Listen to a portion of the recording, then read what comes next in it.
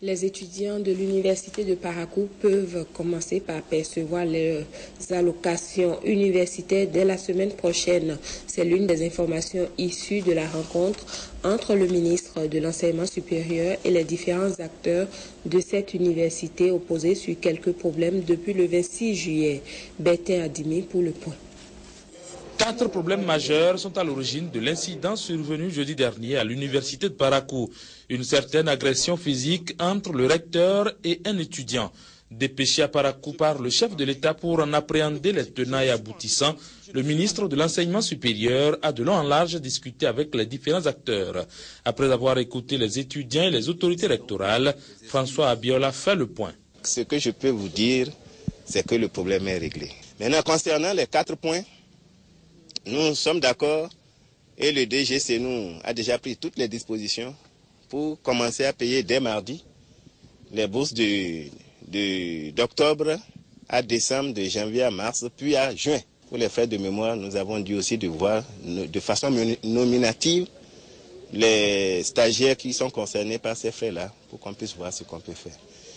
Le 3e point, je leur ai dit de venir mardi prochain pour revenir à Parakou avec 2 bus flambant neufs au niveau de l'université de Parakou. Il reste les lampadaires, disons que les lampadaires sont un peu au-dessus de nous, c'est-à-dire qui concerne le ministère de l'énergie et de l'eau.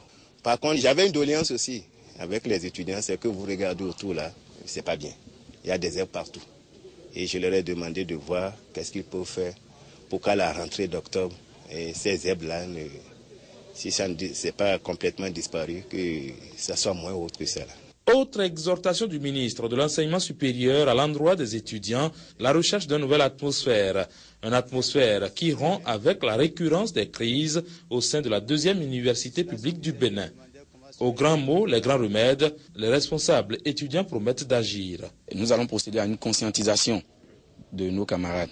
Il faudrait qu'on préserve la paix sociale dans l'enceinte de notre université afin que rayonne notre université, qu'elle devienne cette université de 4e génération, tant souhaitée par le gouvernement en place. Mes amis et moi, nous allons nous retrouver et nous allons essayer de faire un programme de campagne de salubrité dans l'enceinte de notre université. Je crois que l'autorité, lorsqu'elle verra cela, pourra prendre des dispositions pour que nos problèmes aient des solutions. Des solutions durables, surtout.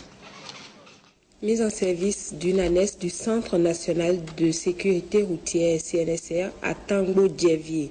La cérémonie a été organisée en présence du ministre en charge des Transports, Mesme Adisso, pour le compte rendu. De cette annexe du Centre national de la sécurité routière CNRS, ici à Tango-Dievier, vise à rapprocher le service de l'usager. Le directeur du centre estime que cette mise en service participe de la volonté d'accroître l'efficacité du travail technique fait au siège.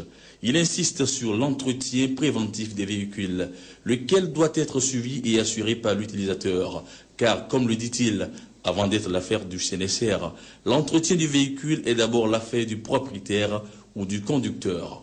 En s'installant à Tango-Dievier, le CNSR entend davantage, plus que le passé, prévenir l'insécurité routière sur la route nationale inter-État numéro 1, sur laquelle on enregistre beaucoup d'accidents de la voie publique, lesquels accidents sont dus à la défaillance technique, à la surcharge, au chargement hors gabarit, au chargement mixte, et j'en passe.